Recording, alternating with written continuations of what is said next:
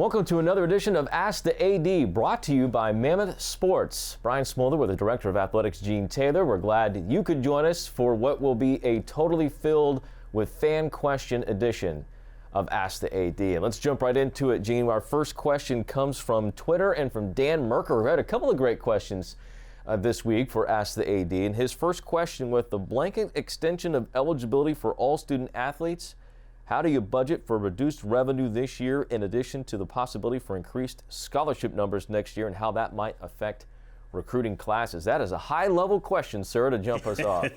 First of all, thanks for the questions. It's been a while, so I appreciate all the questions, and thanks for the sponsorship, too. That's awesome.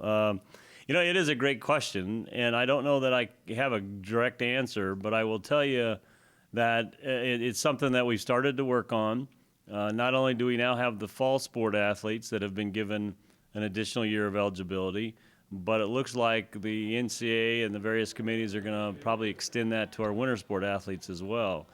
So right now what we're doing with our coaches is finding out what seniors want to come back or have the ability to come back, and then just trying to get a number of what that's going to look like from a budget perspective, how many additional scholarships we'll have to carry for next fall.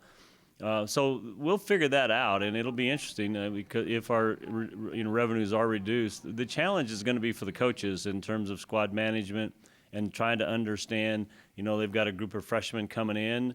How do they balance that with the additional seniors? So it's going to be a long process, but it's something we need to start working on now and planning for so we can figure it out. Fiscally, I'm not sure people totally get how it works. And while the athletic department is a standalone entity from the university as a whole, it's not like you can carry over revenue from year to year in athletics. I wish we could. Now, we do have a reserve fund, but obviously those things are, that amount's probably going to be eaten up this year with, whatever expenses we have. Now, our budget has been reduced in several areas, both operationally and salaries and furloughs this year, and we're not traveling as much, so there will be some, reduction in expenses. But as we go forward for next year, and let's just say, for instance, football carries 85 scholarships. We plan for that budget every year based on in-state and out-of-state. Now, all of a sudden, if you have, say, of our senior class, half of those come back, maybe 10 or 12 of those seniors decide to come back, that's an additional 12 scholarships on top of the 85 that we'll have to carry for one more year. So that's you add that up, that adds up pretty quickly, and then you add maybe a senior or two from volleyball, and then you get into the winter sports.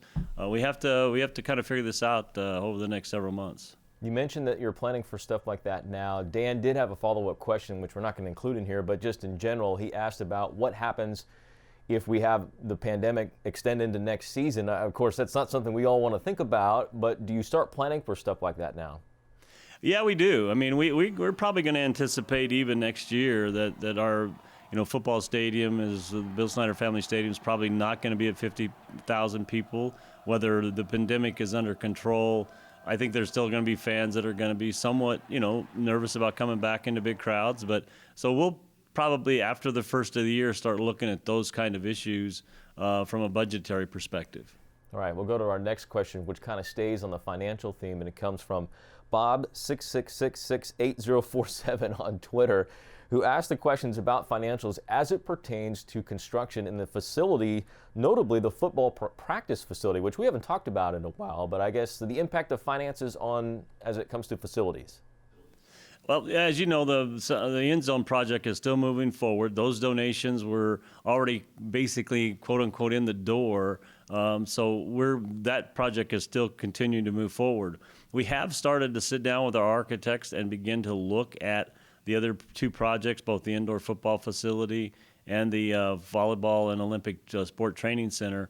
We haven't moved on that. Our donations we haven't really gone out back to really see our donors, but I will tell you that our donors are asking for our Ahern Fund staff to come talk to them about, their annual giving. So we'll put those back on the kind of the middle burner, not necessarily the back burner, and really start looking at what those costs might be and trying to get out to see donors. But we really want to, there's some great interest rates out there. If we needed to finance, we can possibly look at that. So it's still going to be it's probably not going to be 4 or 5 years down the road. It may be a year or 18 months before we get started on those. Well, that's great news for a lot of people, including volleyball fans who probably get to experience a little bit of the benefits of being in Bramlage Coliseum. Listen, it's not a Hearn Field House, but as Diane Bourne from Facebook asked the question about an update on the facility master plan, which you kind of gave there, but specifically the volleyball facility, one of the benefits of being in Bramlage Coliseum for the volleyball team is seeing, of course, what it's like to have lights out in the introductions and video boards and all sorts of those other amenities that aren't quite there at Bramlage Coliseum, air conditioning, those type of things during the hot months. But has it spurred on in conversations when it comes to the volleyball facility with the volleyball team themselves? Are they starting to get more excited about that prospect? Well, I believe so, and obviously Coach Fritz and their staff really, from a recruiting perspective as well, to have those facilities on a drawing board so they can show to the recruits.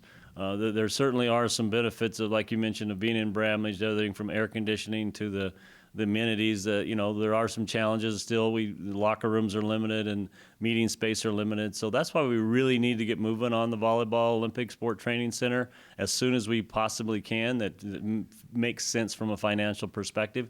And we'll start to go out and see our donors more about that and tell that exact story that you're talking about.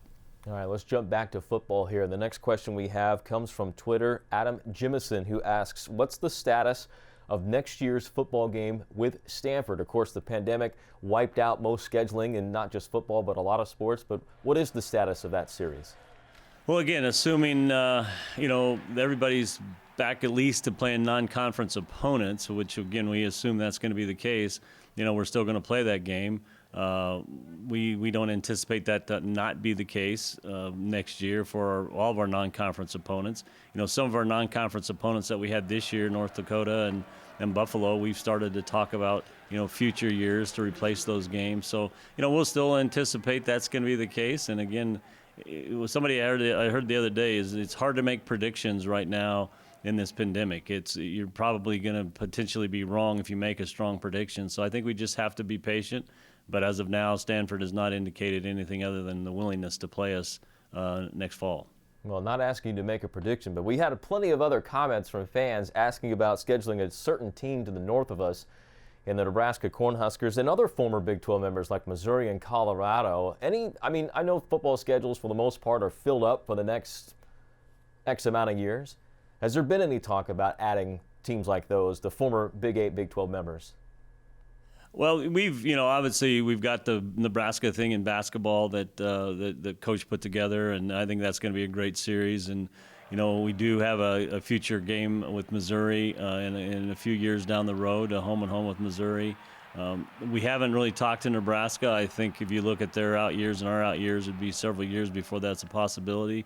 There's the Iowas of the world that makes sense from a regional perspective, but those conversations really haven't started happening. And as you begin to look at future years, you're talking in the 30s, which seems like a long time away, but I just don't think we have room right now anytime soon. Football team playing well, volleyball off to a fantastic start, and excited for basketball to get going here in a few. Yeah, no, it's been. I'm very proud of our teams. Volleyball and football competing very well. Obviously, soccer's struggling a little bit, but I think basketball starts their traditional 20 hours a week this week, and I'm sure they're excited about that. So then again, I think our teams are doing everything they can to stay healthy. We have to just keep pushing forward, wearing masks, social distancing. Our students on campus are doing a great job of that, and our community, so we just have to keep people safe and keep moving forward. Hopefully we can get to the end and the light at the end of the tunnel here before too long at the turn of the new year. Gene, appreciate the time. Thanks as always. Thanks, Brian. Appreciate it. Thanks for the sponsorship, and thanks for the great questions. Ask the AD, brought to you by Mammoth Sports. Again, thank you for watching. Thank you for turning in all those questions. Keep them coming. If we didn't get to them, Gene will do his best to answer what he can on social media. For Gene Taylor and our entire crew, I'm Brian Smoller. Thank you for watching Ask the AD, brought to you by Mammoth Sports.